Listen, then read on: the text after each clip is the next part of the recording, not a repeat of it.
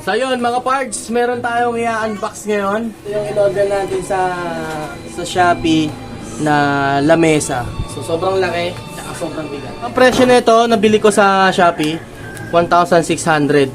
Kasama na yung shipping doon. Lalagay ko na lang yung link dito sa description. Tapos bahala na kayong bumili. So tara, i-unbox na natin to.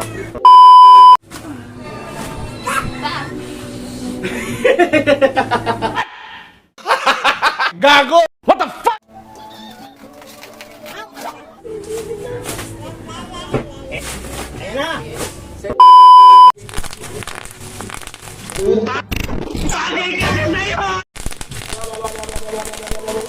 What?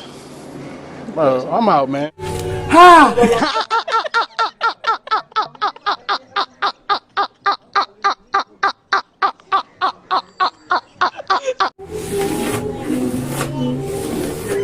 Di mapulit-pulit.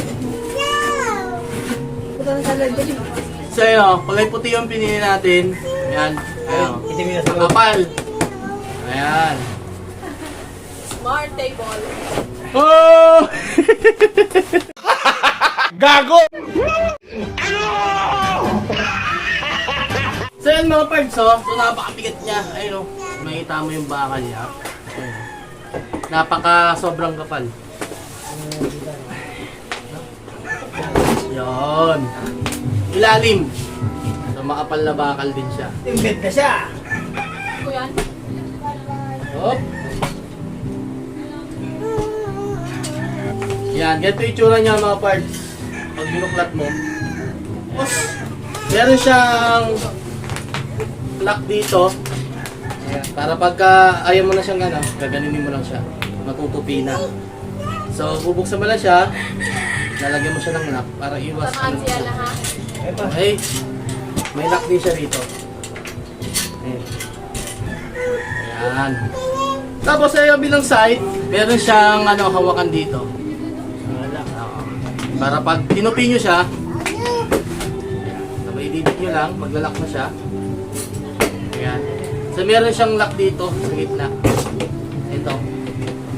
Itong dalawang to. Lock niya to para dito. Para hindi siya mag-open. Ayan. Ano, isang malaking bag. Siyang bitbitin. Para siyang bag, isang malaking bag. So makikita nyo mga parts, oh. Ang bigat. Makapal. Ano siya? Para siyang 3.5. Ay, laki. Tapos dito sa likod, ito yung mismong lock nyo. Itong mismong pula na to, ito yung maglalak sa kanya para hindi siya tumupi ng paganyan. Yan, sagad kailangan, nakasagad talaga siya dito sa dulo. So, sige. Nag-enjoy ako. Ang haba nito mga parts, 75 inches yung haba. Kita nyo mga parts, makapal. Yan. Ito yung sa ilalim. Napakakapal ng bakal niya mismo. So, sobrang laki, mahaba. 6 flat yung height ko, kahit humiga ako dito, saktong-sakto lang ako. Yan mga parts, ilalagay ko na lang sa link yung pinag-orderan ko nito para maiwasan nyo yung mga scammer na na seller. So yun mga parts, kaya ako siya nabili kasi for business purposes siya.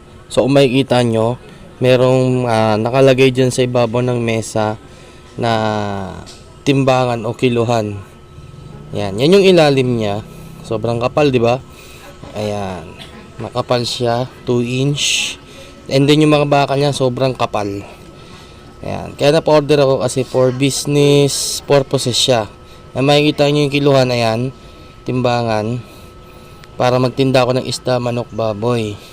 So maganda siya, dual purpose siya, pwedeng sa office or pwedeng online class or business. Bahala na kayo. Ayan. Lahat pwedeng paggamitan. Man mga parts, maraming salamat sa seller kasi nagchat ako na maayos, walang basag, makapal lang bubble wrap, naka-karton, naka-plastic pa. So safe na safe yung pinadala sa akin ni seller. Ito siya.